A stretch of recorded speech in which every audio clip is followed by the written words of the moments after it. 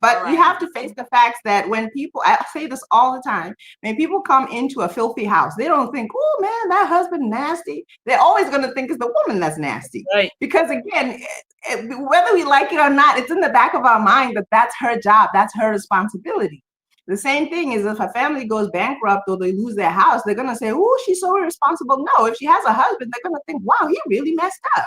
Because again, somewhere in the back of our minds, we know that's his bottom line, that's his responsibility. So you kind of have to balance those things where maybe he takes more of the lion's share of the provision and she takes more of the lion's share of the keeping the home and the peace and the beauty and all of this other stuff and the children and all of that stuff. But it doesn't mean, somebody's going to whack her over the head if she tries to get a little job or a little business or a big business, whatever it is.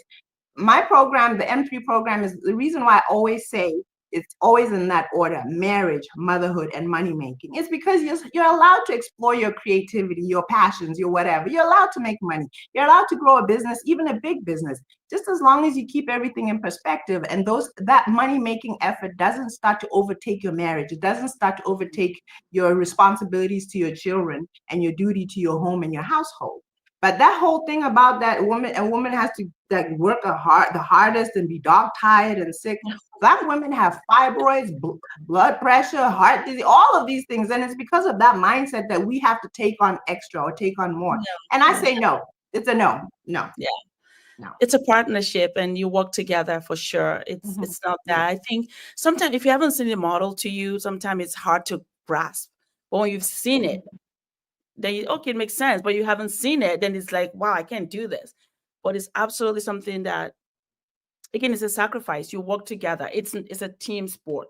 You have to work together, the husband, the wife, and it's something that you do. Like I was saying, you come together. There is a balance or the imbalance. In the beginning, for me, I was just a housewife, nothing else going on. But as the kids grow up, go to school, then you start doing addings here and there, but balancing the marriage and the family first over anything else. And as the kids now are teenagers, they can do more, you can do more, right? But you're always adjusting as the housewife, as the mom of the family, where you are the one that's always at home, constantly at home. I'm a housewife. I just happen to have a business. That's my life. But it's also something else, lady, that I haven't heard any of us tap into yet, is the fact that when you do get married, you think you have it all worked out, but it is a work in progress.